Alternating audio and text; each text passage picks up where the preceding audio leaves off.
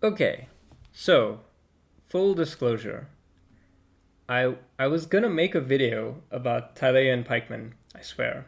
I was doing some research, I was looking up some background stuff, and well, if you're reading about Thalia, then you've got to read about Petronia, and then, I got distracted, shall we say.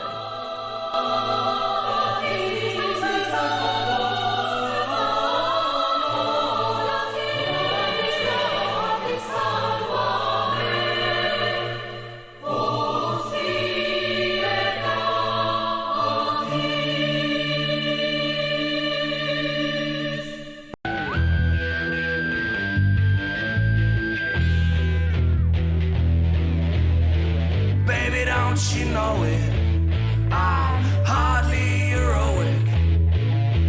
Baby, let's roll it, 'cause I'm hardly heroic.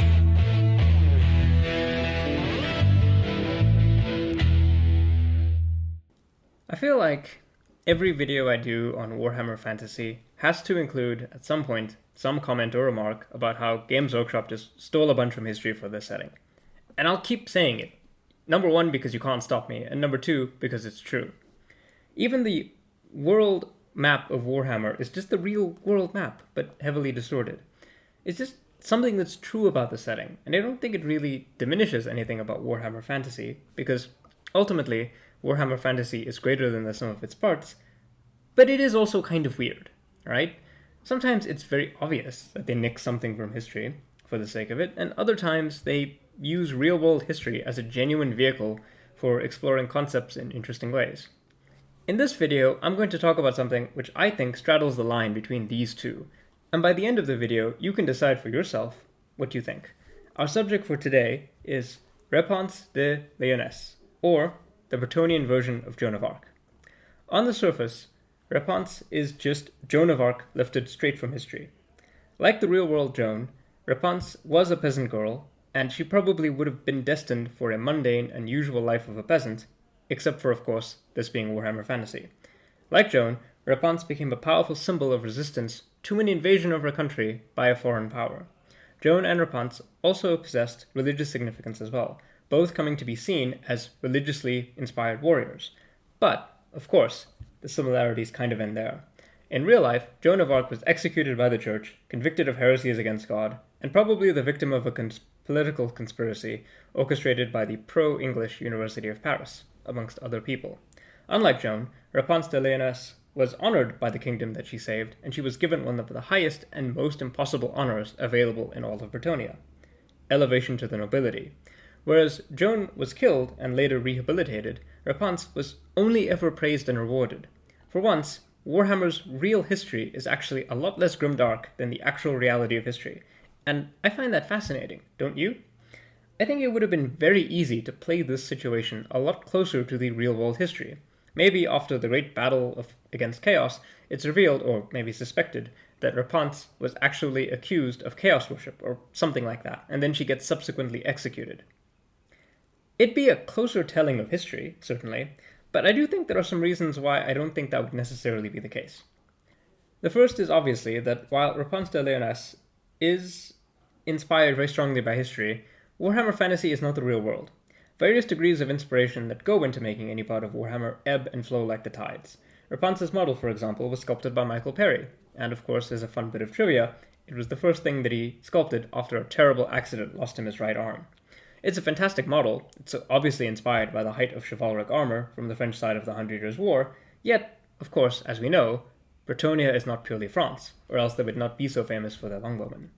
So it's possible that they felt that killing her off in the true-to-life form would have been a bridge too far. It's also, some would say, much more likely, that they didn't want to unceremoniously kill off a character that they intended to sell a mini for, especially considering that the mini is actually quite great. But I do think there are some other reasons.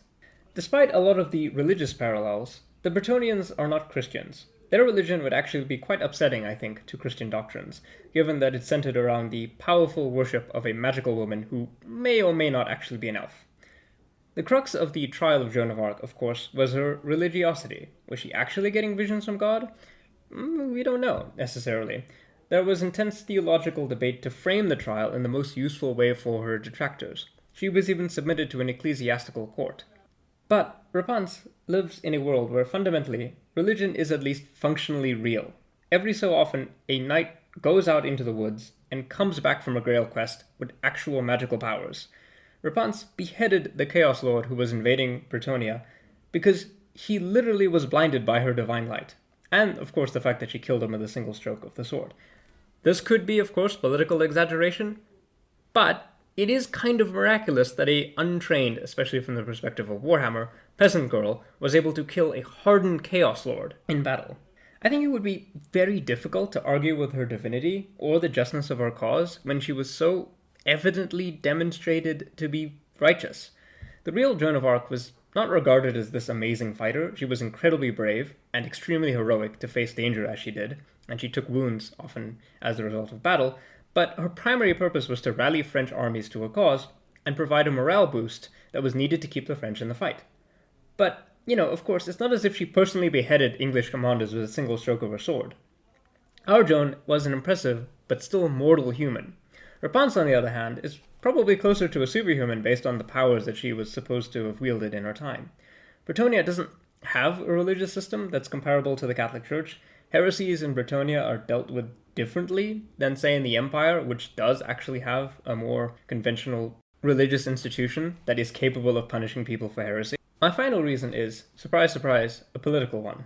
Unlike the real 100 Years' War, which was a dynastic struggle between French and English monarchs, Bretonnia and Norsca don't necessarily have the same cultural enmeshing that England and France did. Of course, Chaos has been trying to invade Bretonnia for as long as Chaos has existed, but they don't necessarily have the same kind of relationship that France and England do.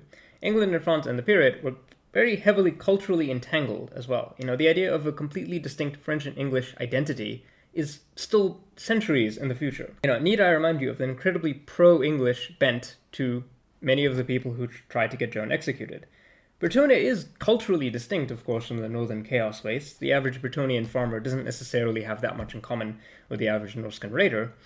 But importantly, the Chaos invaders don't want to actually take over Bretonnian lands. They don't want to take them over and rule them. They want to destroy them, despoil the entire land and gain glory for their dark gods.